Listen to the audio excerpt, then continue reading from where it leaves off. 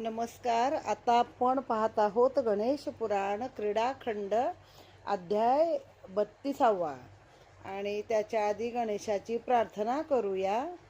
तर हे आहे श्री गणेश पंचरत्न स्तोत्र.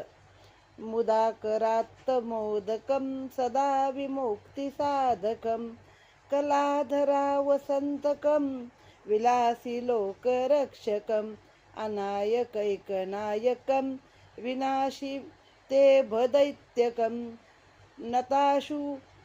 नताशुभाशुनाशकं नमामि श्रेतं विनायकं नमामि तं विनायकं नतेतराति भास्करं नवोदितार्थ भास्करं नटेतरातिभिकारं नटेतरातिभिकारं नवोदितार्कभास्वरं नमत्सुरारिनिर्जरं नताधिकपाद उद्धारं सुरेश्वरं निधीश्वरं गजेश्वरं गणेश्वरं महेश्वरं तमाश्रये परात् परं निरुत्तरम् नतशुभाशुनाशकं नमामि तं विनायकम्. आता या अध्यायामध्ये गजाननाला शमीप्रिय का आहे हे आपण पाहूया. श्री गणेशाय नमः. ब्रह्मदेव सांगतात, मी जो इतिहास सांगणार आहे तो स्वतः गजाननाने प्रियव्रताला सांगितला होता. एके दिवशी गजाननाला शमी का प्रिय असा प्रश्न पार्वतीने शंकरांना केला. तेव्हा भगवान शंकर म्हणाले, पूर्वी प्रियव्रत नावाचा एक धर्मात्मा राजा होऊन गेला. त्यास कीर्ती आणि प्रभा या नावाच्या 2 राण्या होत्या. प्रभेवर त्याचे जास्त प्रेम होते, म्हणून तो नेहमी तिच्याबरोबरच क्रीडा करत असे. काही दिवसांनी प्रभेस पुत्र झाला. राजाने विधिपूर्वक त्याचे नाव पद्मनाभ ठेवले. पुढे तो पुत्र मोठा झाला. त्याने पांचाल देशाच्या राजकन्येशी मोठ्या थाटाने लग्न केले. प्रियव्रताची मोठी भार्या कीर्ती एकदा राजाचे पाय तेलाने चोळण्यास गेली असता प्रभेने सौती मत्सराने कीर्तीला जोरात एक लाथ मारून हाकलून दिले. त्या अपमानाने ती दुश्चिंत होऊन विष पिऊन देहाचा अंत करावा असा विचार करू लागली. तेव्हा तिथे देवत नामक एक पुरोहित आला. त्याला राणीची ही स्थिती पाहून वाईट वाटले. त्याने तिला उपदेश करून गजाननाच्या उपासनेचा मार्ग दाखविला.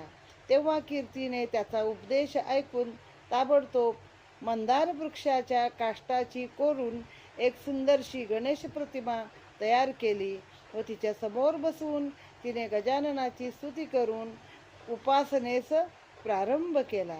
अशा रीतीने त्या राणीने गजाननाची मनोभावे अनेक वर्षे अथक अशी पूजा केलेली आहे. इथे हा अध्याय समाप्त. अध्याय 33 आहे. राणीचा मुलगा जिवंत झाला. श्री गणेशाय नमः. राणी रोज निष्ठेने पूजा अर्चा आणि उपासना करीत होती. ज्येष्ठ महिन्यात एके दिवशी तिच्या दासी पूजेसाठी दुर्वा आणायला गेल्या. त्यांना कोठेही दुर्वा मिळाल्या नाहीत, म्हणून त्यांनी शमीची पाने आणून राणीस दिली. तेव्हा कीर्ती राणीने जोपर्यंत दुर्वा मिळणार नाहीत तोपर्यंत भोजन करावयाचे नाही असा एकपण केला. तिने दासींनी आणलेली शमीची पाने गजाननास वाहिली. तेव्हा गजाननाने तिला स्वप्नात येऊन दृष्टांत दिला. तू शमीच्या पानांनी माझी पूजा केली म्हणून मी तुझवर प्रसन्न आहे. यापुढे तुझा पती तुझ्यावरती निरंतर असे प्रेम करेल व त्यापासून तुला माझी भक्ती करणारा पुत्र होईल. तू त्याचे नाव क्षिप्रप्रसादन असे ठेव. 4थ्या वर्षी तुझा तो पुत्र विषप्रयोगाने मरण पावेल. तेव्हा त्यास ग्रत्समद ऋषी आपल्या सामर्थ्याने पुन्हा जिवंत करतील. नंतर तो दीर्घकाळ सुखाने राज्य करेल. पुढे काही दिवस गेल्यावर प्रभा राणीस महारोग जडला.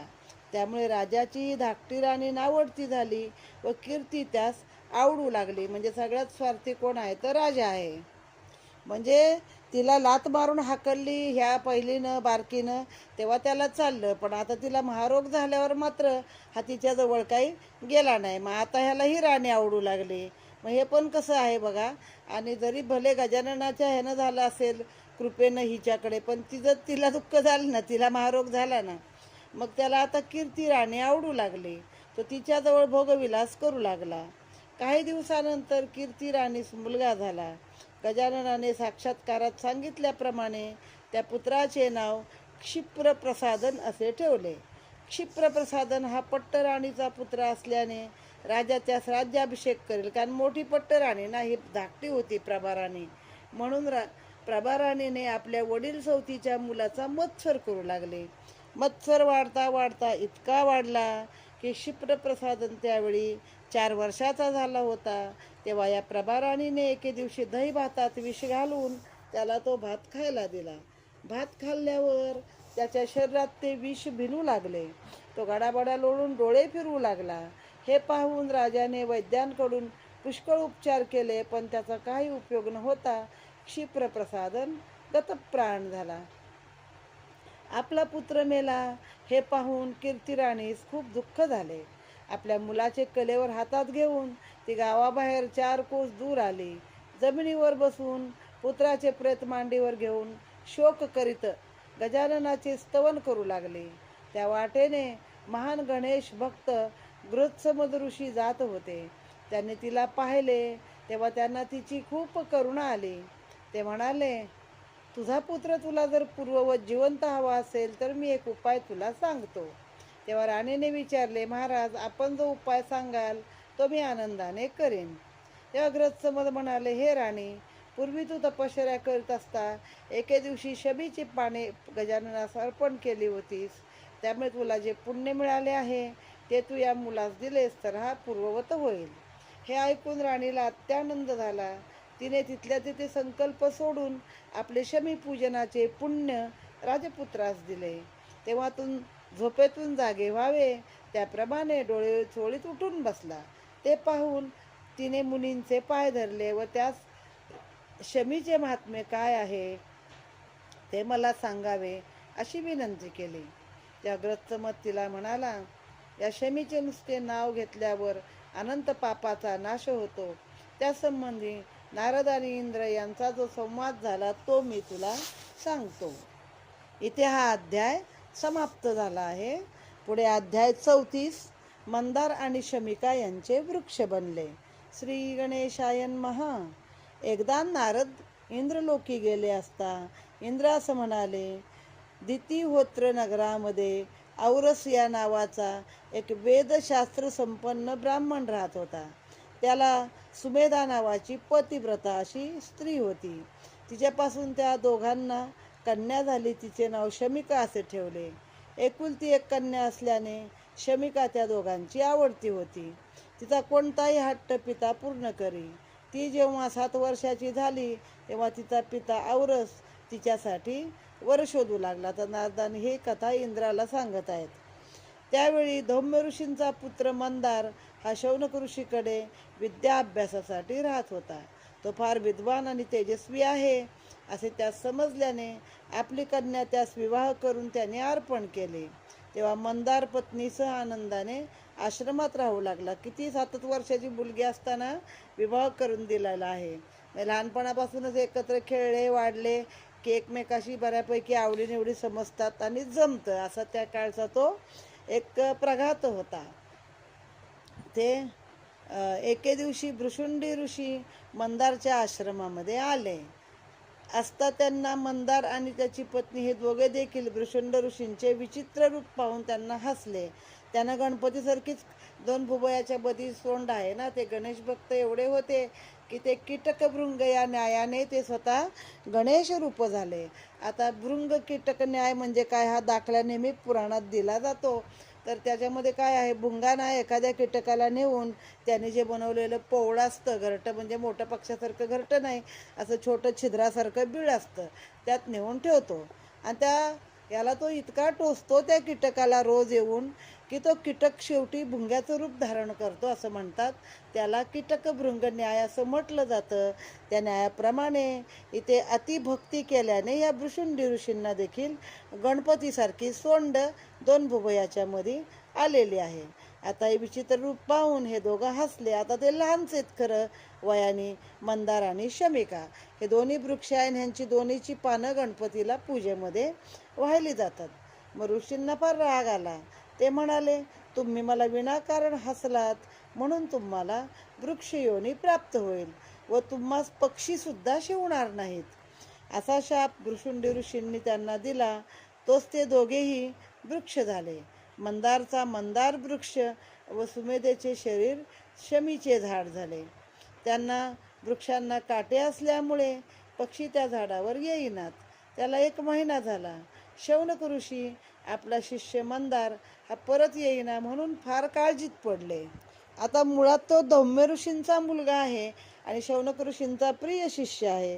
तेव्हा त्याला असं हे चुकीचंच झालंय. आता पुढे काय करतात पाहूया आपण. त्याचा शोध घेण्यास औरस ब्राह्मणाच्या घरी गेले. त्याला वाटलं अजून सासूरवाडीमध्येच हा मुलगा राहिलेला आहे. पण तेथे मंदार नव्हता आणि शमिका देखील नव्हती. मग पुष्कळ शोध घेतला, पण ती दोघे त्यांना कोठेही सापडली नाहीत. शेवटी शौनकाने आपली ज्ञानदृष्टी लावून पाहिली, तेव्हा त्यांना मंदार आणि सुमेधा यांचे अनुक्रमे मंदार वृक्ष आणि शमी वृक्ष यांच्यामध्ये रूपांतर झाले असे कळले. हे सर्व भृशुंडीच्या शापाने झाले आहे असे दिसले. तेव्हा शौनकाने व औरसाने त्यांचा उद्धार करण्यासाठी 12 वर्ष गजाननाचा षडाक्षर मंत्राने जप केला, तपश्चर्या केली. इथे हा अध्याय समाप्त. ओम गम गणपतये नमः. त्याच्यानंतर आता अध्याय 35 आहे. मंदार आणि शमी वृक्ष गजाननाचे आवडते झाले. श्री गणेशाय नमः. 12 वर्षाची तपश्चर्या झाल्यानंतर शौनकास आणि औरसास गजानन प्रसन्न झाला.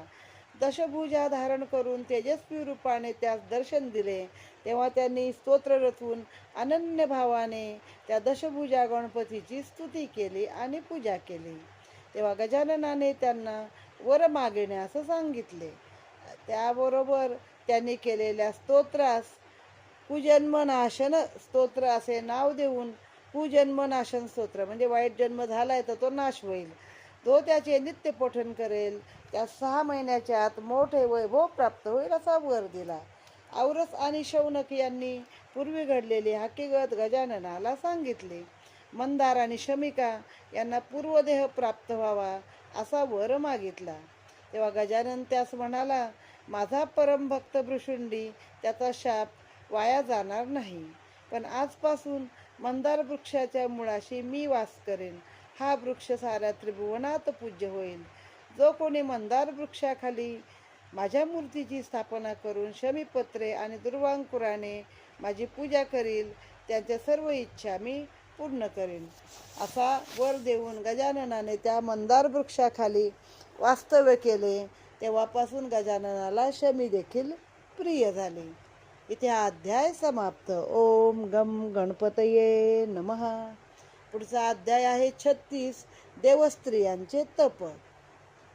एकदा भगवान शंकर सह्याद्री पर्वतावरील महाबळेश्वर क्षेत्राचे ठिकाणी वास्तव्य करीत असता ब्रह्मदेव यज्ञ करण्यास आपल्या 2 पत्नीस त्या ठिकाणी आला.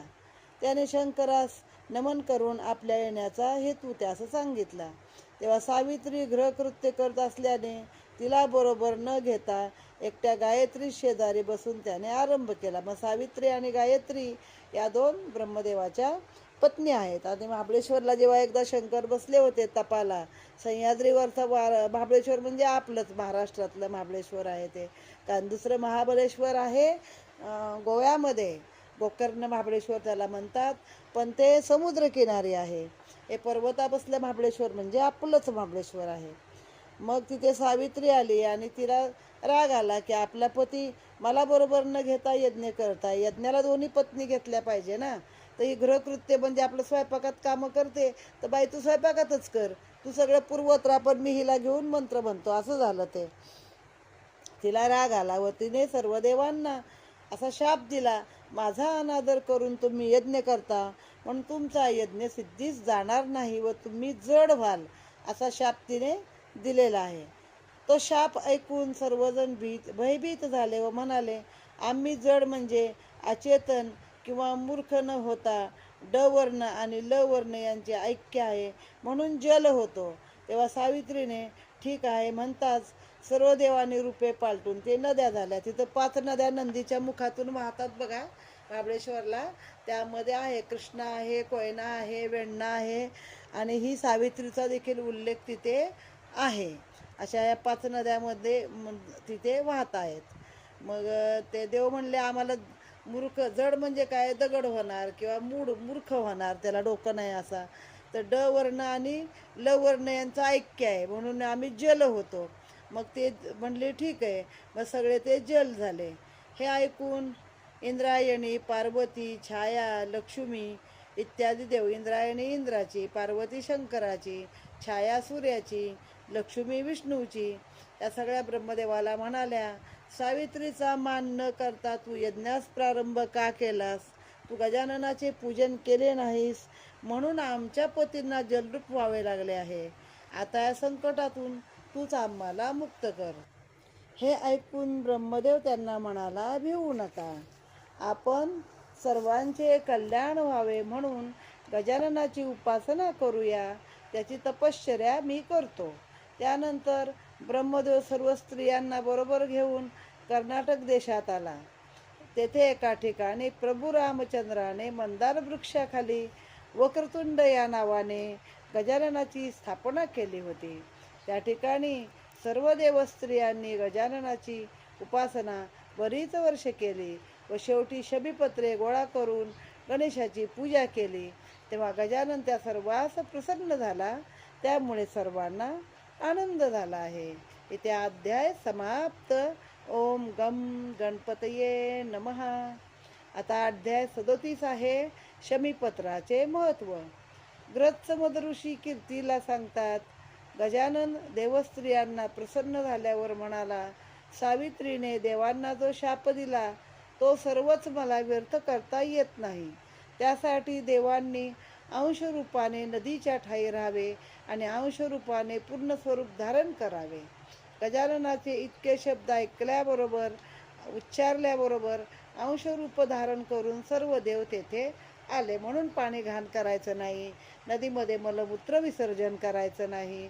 पूर्वजांनी हे का लिहिले? देवाचं अधिष्ठान, अगदी तुम्ही देव माना नका मानू, पण जल हे देवता का मानले आहे? कारण त्या निमित्ताने तुम्हाला स्वच्छ शुद्ध पाणी मिळत. जो इतका खर्च करतो आपण शुद्ध पाण्यासाठी आणि फिरायला गेल्यावर बिसलेरी बाटल्यांसाठी, तो झाला नसता कुठेही शुद्ध पाणी. पण माणूस एवढं दिवसेंदिवस सगळं वाईट आणि घाणेरडं वागत आहे की ते आता कठीणच झालं आहे. मग आता देव तिथं आले अंशरूप धारण करून. ते गजाननास म्हणाले, आम्ही तुझे पूजन केल्याशिवाय आणि मानाने थोर असलेल्या सावित्रीचा योग्य मान न राखून यज्ञाला प्रारंभ केला. त्या अपराधाची आम्हाला क्षमा कर. असे बोलून सर्व देवांनी गजाननाची शमीपत्राने पूजा केली. गजानन अंतर्धान पावल्यावर देवांनी तेथे गजाननाची मूर्ती स्थापन केली व त्याचे नाव हेरंब ठेवले. नंतर ब्रह्मदेवाने तेथे 12 वर्षपर्यंत तपश्चर्या केली व इच्छित यज्ञ करून गजाननास संतुष्ट केले. ग्रत्समद ऋषी कीर्तीस म्हणाले, या प्रकारे शमी महात्म्य भक्तिभावाने श्रवण करील त्याची सर्व संकटे दूर होतील आणि इच्छापूर्ती होईल. इथे हा अध्याय समाप्त झाला आहे. ओम गम गणपतये नमः. आता अध्याय 38, दुरासदाची तपश्चर्या. कीर्ती ग्रत्समदास म्हणाली, हे मुनी, माझा पुत्र अजून लहान आहे म्हणून त्यास बोलता येत नाही, तरी त्यास सहज उच्चारता येईल असा एखादा गजाननाचा मंत्र सांगावा. ग्रत्समद म्हणाले, गजाननाचा महिमा अतर्क्य आहे. त्याचे 4 अक्षरांनी युक्त गजानन असे नाव. हेच नाव जगाचे अधिकरण आहे. दुसरे नाव आहे धुंडीराज असे आहे. त्याचे हे नाव त्याला का प्राप्त झाले? त्याची कीर्तिकेयाने सांगितलेली कथा मी तुला सांगतो. पूर्वी विष्णूने कश्यपाला सर्व सृष्टी उत्पन्न करण्याची आज्ञा केली असता त्याने आपल्या तपसामर्थ्याने 4 प्रकारचे जीवजंतू सृष्टी निर्माण केली. 21 लक्ष अंडज, 21 लक्ष स्वेदज, 21 लक्ष उद्विज आणि 21 लक्ष जारज अशा 4 प्रकारच्या मिळून 84 योनी निर्माण झाल्या आहेत. दीनदुबळ्या व पंगू लोकांच्या उद्धारासाठी देवांनी व ऋषींनी मिळून अनेक तीर्थे निर्माण केली. त्या क्षेत्रात अशा लोकांना तत्काळ मुक्ती मिळण्यासाठी शंकराने वाराणसी क्षेत्र स्थापन केले आहे. प्रलयकाळी वाराणसीचे रक्षण करण्यासाठी भगवान शंकर तिला आपल्या त्रिशूळावरती धारण करीत असतो. आता हे आपण थोडं अंडजे स्वेदजे याचा आपण अर्थ पाहूया. अंडज म्हणजे आहे जे अंड्यातून निर्माण होणारे म्हणजे पक्षी योनी आहे. स्वेदज म्हणजे पसीना, नमी, नमी म्हणजे ओलसरपणा, घाम म्हणजे ढेकूण, पिसवा, डोक्यातल्या उवा ही प्रकरणं सगळी त्याच्यामध्ये निर्माण होतात. मुंग्या किंवा कीटक योनी आपण थोडक्यात यांना म्हणूया. जारज म्हणजे जे गर्भातून निर्माण होतात ते जारज किंवा जारकर्म करून निर्माण होतात ते जारज. आणि उद्विज म्हणजे जे भूमीतून बीजामधून उत्पन्न होतात ते वृक्ष योनी म्हणजे उद्विज. असे हे 4 प्रकार आहेत. मग 21 लाख असे ऋषींनी निर्माण केले तर हे झाले 84 लक्ष योनी कशा निर्माण झाल्या ते सांगितलेलं आहे. आणि मग दीन दुबळे पंगू या लोकांसाठी वाराणसी निर्माण केली. तिथं गंगेत स्नान केलं की मुक्ती मिळायची.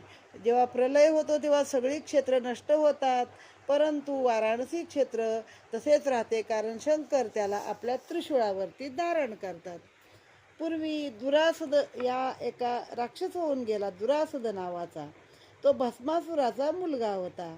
त्याने शुक्राचार्यापासून पंचाक्षरी मंत्राचा उपदेश घेऊन एका अंगठ्यावर उभे राहून 1000 वर्षेपर्यंत शंकराची तपश्चर्या केली. भगवान शंकर प्रसन्न होऊन त्याला वर माग असे म्हणाले. तेव्हा दुरासदाने त्याची स्तुती करून वर मागितला. मला 4 योनीमधील कोणत्याही प्राण्यापासून अगर, देव, दानव, यक्ष, राक्षस यांच्यापासून मृत्यू येऊ नये. हे सगळे राक्षस नेहमी स्वतःला अमर व्हायचाच वर मागतात आणि वर देणारे त्यातून काहीतरी एक पळवाट काढून त्यातून त्याचं मरण निर्माणच करतात. त्याप्रमाणे शंकराने त्यास एका शक्ती वाचून तुला कोणापासून मृत्यू येणार नाही असा वर दिला. म्हणजे कुठली तरी एक शक्ती आहे जी तुला मरण देईलच शेवटी. इथे हा अध्याय समाप्त झाला आहे. ओम गम गणपतये नमः. आता पुढे अध्याय 39 आहे. दुरासदाने देवांना घाबरवून टाकले. ग्रस्तमध्ये सांगतात शंकराचा वर प्राप्त झाल्यावर दुरासद मोठा मदोन्मत्त झाला व त्याने सर्व पृथ्वी जिंकून घेतली. नंतर तो स्वर्गलोक जिंकायला गेला तेव्हा इंद्र त्याचे बरोबर युद्ध न करता भीतीने पळून जाऊन एका गुहेत लपला. विष्णू पण स्वर्ग सोडून क्षीरसागरात जाऊन राहिलाय. म्हणजे विष्णूनं आपलं दुसरं घर तयार करून ठेवलेलंच असतं कायम. आपण जसं सुट्टीसाठी एक वेगळं घर करतो कुठतरी शनिवार रविवार जाऊन राहिला, तसा विष्णू काय गडबड झाली की आपल्या सागरात जाऊन तळाला राहतो. तीच गत शंकराची. त्याने कैलास सोडून काशीमध्ये वास पत्करला.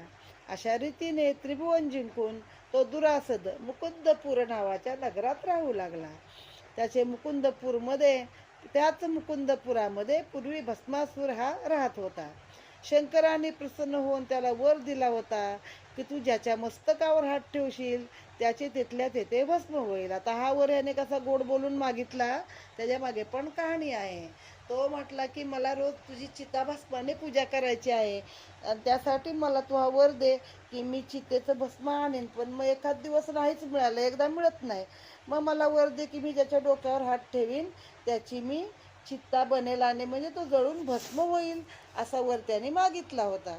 हा वर प्राप्त झाल्यावर त्याची प्रचिती घेण्यासाठी शंकराच्या डोक्यावरती भस्मासूर हात ठेवू लागला. तेव्हा भस्म होण्याच्या भीतीने शंकर पळू लागले. हे वर्तमान विष्णूला कळाले. तेव्हा तो मोहिनीचे रूप घेऊन भस्मासुरासमोर आला. आपल्याला ती कथा माहिती सर्वांना. मग तो मोहिनीवर रथ झाला. मग मोहिनी म्हणली आमच्याकडे देवासमोर नृत्य करावं लागतं. आणि मग ते नृत्य करत करत तिने स्वतःच्या डोक्यावर हात ठेवला. मग तेवढं त्याला आधी तल्लीन केलं त्या नृत्यामध्ये. विष्णू मोहिनीचे रूप घेऊन भस्मासुरासमोर आले आणि त्या मोहिनी रूपी विष्णूचे अप्रतिम लावण्य पाहून ते शंकर आणि ब्रह्मा झाड झाले होते. त्यांचं पण वीर्य गळलं तिथं विष्णूचं मोहिनी रूप पाहून. तो दैत्य तिच्यावर मोठा मोहित झाला आणि आपली पत्नी होण्याचे त्याने विचारले. तेव्हा मोहिनी म्हणाली, तू जर माझ्या सांगण्याप्रमाणे वागशील तर मी तुझी पत्नी होईन. या गोष्टीस तो भस्मासूर कबूल झाला. तेव्हा मोहिनीने नृत्य करण्यास प्रारंभ केला. तिच्याप्रमाणे तो दैत्य नाचू लागला. नृत्य करता करता मोहिनीने पहिला हात कमरेवर ठेवला, ह्याने पण कमरेवर ठेवला. ती जशी हात वारे करायची तसं तो दैत्य देखील करायचा. आणि असं नाचता नाचता एकदम तल्लीन अवस्थेमध्ये तिने आपल्या डोक्यावर हात ठेवला. तेव्हा भस्मासुराने देखील आपल्या डोक्यावरती हात ठेवला आहे. त्याबरोबर त्या वराच्या प्रभावाने त्याचे तेथल्या तेथे भस्म झाले. सर्व त्रिभुवन जिंकून झाल्यावर दुरासद आपल्या प्रधानास म्हणाला, मी सर्व त्रिभुवन जिंकले आहे, परंतु अजून 10वे खंड 9 खंड पृथ्वी आहे आणि 10वे खंड काशी मानलं जातं. काशी मात्र मी अजून जिंकली नाही, ती जिंकावयाची आहे. त्या ठिकाणी अनेक देवासह शंकराचे वास्तव्य आहे. काशी जिंकल्याशिवाय आपल्या पराक्रमाचे सार्थक होणार नाही. असे म्हणून तो तेथून तत्काळ आपल्या विमानात बसून काशीला आला. तेव्हा सर्व लोकांमध्ये हाहाकार होऊन यज्ञ याग वगैरे धार्मिक कृत्य बंद झाली. इथे हा अध्याय समाप्त झाला आहे. ओम गम गणपतये नमः. पुढे अध्याय 40वा आहे, वक्रतुंडाचा जन्म. नंतर सर्व देव आणि ऋषी मिळून केदार क्षेत्री ब्रह्मदेवाकडे जाऊन त्याला शरण गेले. तेव्हा तो त्यांना म्हणाला, दुरासदाला शंकराने अनेक वर दिले असल्याने त्याचा कोणाच्याही हातून वध व्हावयाचा नाही. शंकराने जर पार्वतीचे उदरी जन्म घेतला तर तोच त्याचा नाश करेल. आता हे कसं काय? ते ऐकून सर्व देव ऋषी यांनी भवानीची स्तुती करून गजाननाची देखील स्तुती केली. तेव्हा आकाशवाणी झाली, भिवू नका, मी लवकरच दुरासदाच्या नाशाची तयारी करत आहे. शंकराने नाही तर चुकून शंकर झाले. गजाननाने पार्वतीच्या उदरी जन्म घेतला तर असंच असणार. ही टाईप मिस्टेक आहे. मी लवकर दुरासदाच्या नाशाची तयारी करत आहे. हे वर्तमान देवांनी पार्वतीस निवेदन केले. ते ऐकून पार्वती त्यांना म्हणाली, ठीक आहे, आता दुरासदाला मृत्यू येईल यात शंका नाही. असे बोलून तिने आपला क्रोधाग्नी प्रज्वलित केला. तेव्हा तिच्या श्वासाबरोबरच तिच्या नेत्रातून अत्यंत तेजस्वी अशा अग्निज्वाला बाहेर पडू लागल्या. त्या ज्वालामध्ये देवांना अंतर्ज्ञानाने 2 दंतासह शुंडदंडाने युक्त आणि वस्त्रालंकाराने मंडित अशी विनायकाची मूर्ती दिसली. तेव्हा सर्व देवांना आनंद झाला आणि त्यांनी त्याचे नाव वक्रतुंड असे ठेवलेले आहे. इथे अध्याय समाप्त. ओम गम गणपतये नमः.